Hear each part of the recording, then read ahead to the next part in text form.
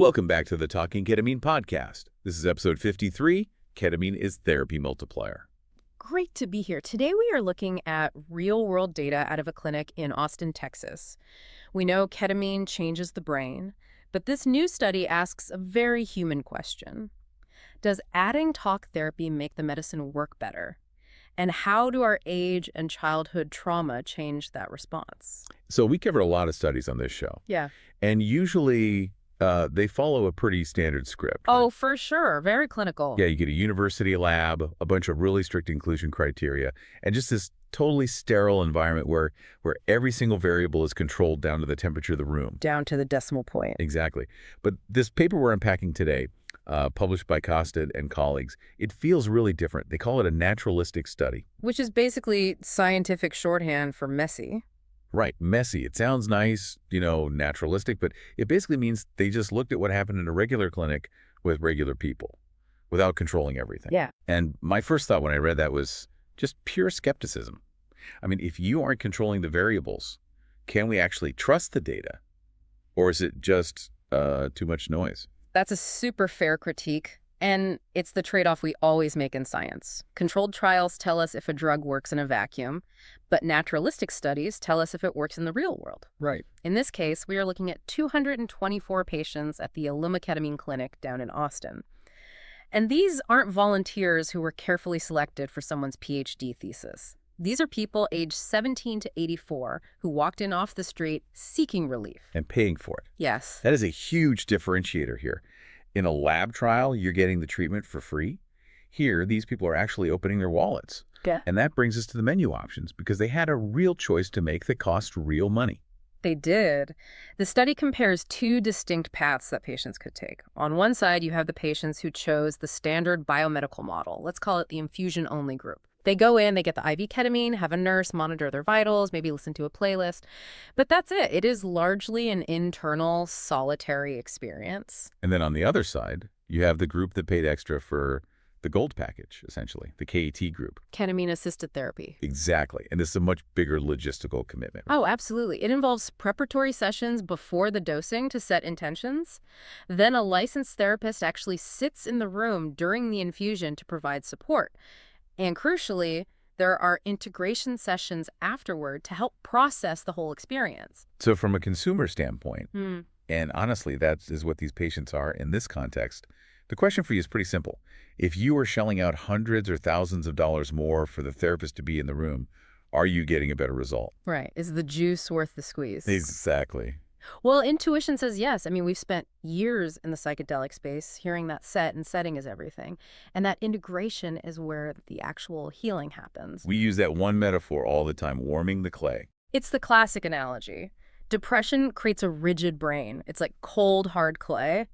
Ketamine warms it up and makes it malleable, but the logic follows that if you just warm the clay and walk away, it might just cool down in the exact same lumpy shape. Right, so you need the potter. You need the therapist to actually shape it into something new. So looking at this data, I totally expected the graph to show the therapy group just soaring above the infusion-only group. The potter should make a better pot. But that is not what happened. Which is kind of a shocker. It really is. When they ran the numbers across the entire sample of all 224 patients, the trajectories were statistically identical. Wow. Both groups saw massive reductions in depression, about a 50% drop on average.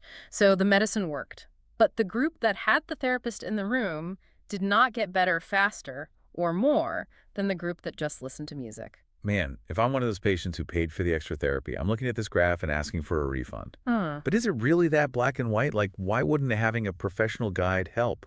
Well, we have to look at the constraints of this study. This was a really short timeline. We're talking about 5 infusions over roughly 4 to 6 weeks. So we're looking at a sprint, not a marathon. Precisely. If you look at traditional psychiatry, like combining Prozac with CBT, you rarely see the therapy advantage kick in during that first month. Therapy is a slow burn. Right, it takes time. It's about learning new tools, reframing thoughts, building a relationship.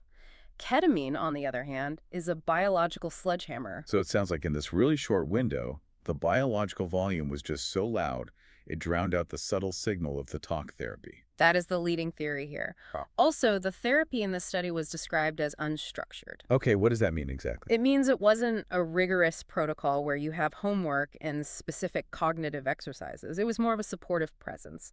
And in a 4-week window, supportive presence is nice, but it might not be potent enough to statistically outperform the massive neurochemical reset the drug is already providing.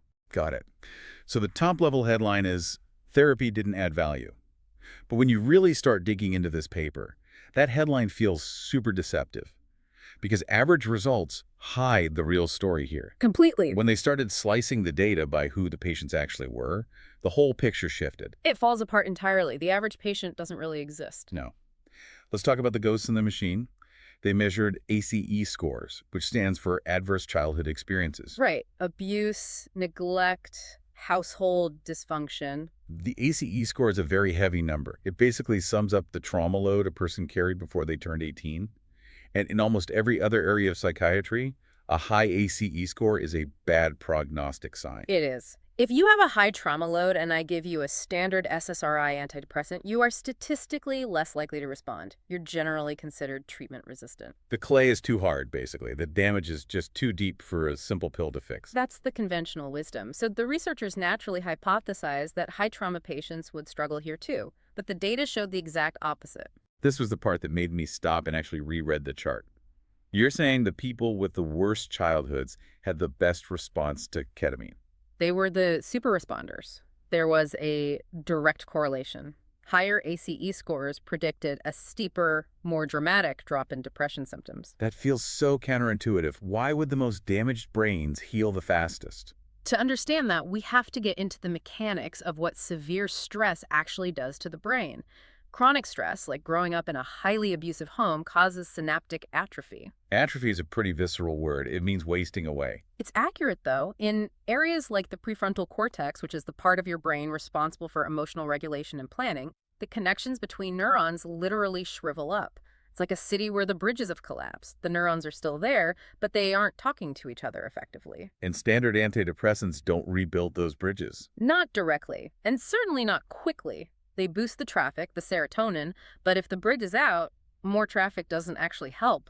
Ketamine, however, triggers synaptogenesis. Which is like Miracle-Gro for those connections. Exactly. It rapidly stimulates the regrowth of those exact synapses. Okay, I see where this is going. Oh. If my depression is primarily caused by collapsed bridges from early trauma, then ketamine is the perfect fix. Yes. You have a specific structural deficit that the drug is uniquely designed to repair.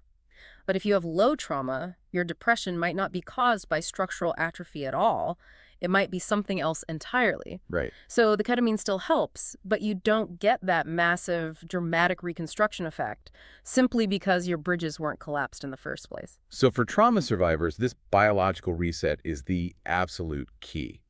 But, and here's the twist that really complicates the narrative, this super responder effect wasn't universal. Not at all. It depended entirely on how old you were. This is the most novel finding in the whole paper, and honestly the most perplexing. They split the group by age. You had young adults under 30 and older adults over 50. And the therapy doesn't help rule. It held true for the young people. In fact, for the under 30 crowd, the ones who did the infusions alone actually had better outcomes than the ones who had the therapy. Wait, so the therapy made it worse?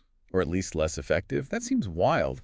Why would having a supportive professional in the room hinder the process for a 25-year-old? Hinder might be a bit too strong, but there's a concept called cognitive interference. When you're in a ketamine state, it is a nonverbal, highly dissociative, almost ineffable experience. It's a right brain event. It's very dreamy, very abstract. Right. Now imagine you're 25. Your brain is highly plastic naturally. You're having this profound biological reset.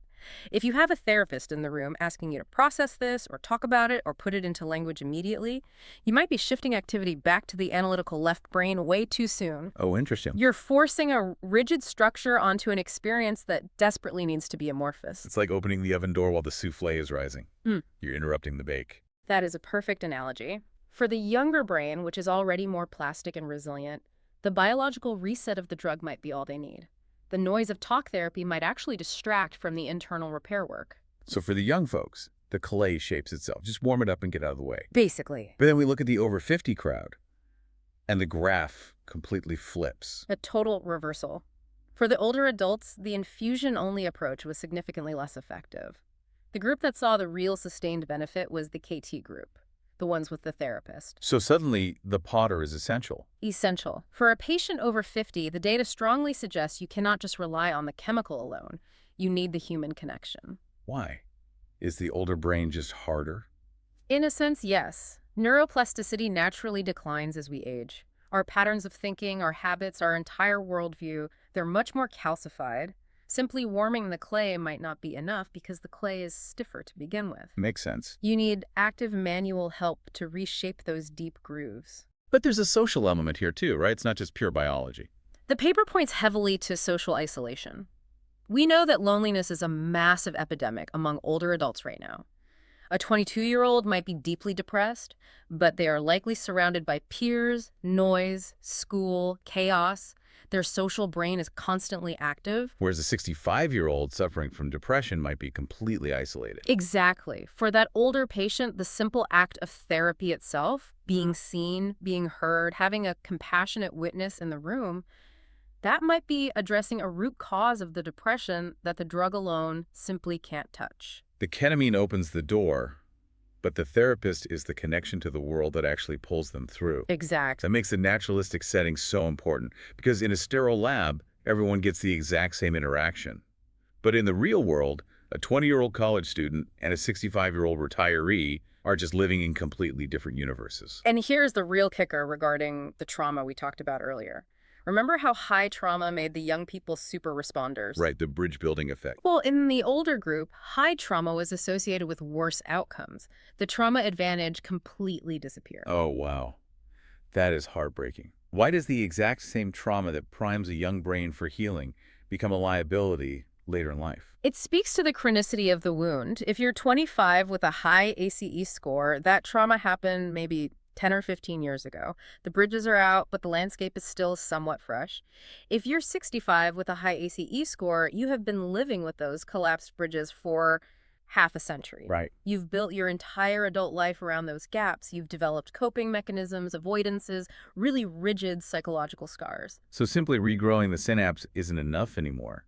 The whole architecture of the life has been warped by the trauma. Correct. The biological repair can happen, but the psychological integration of that repair is much, much harder.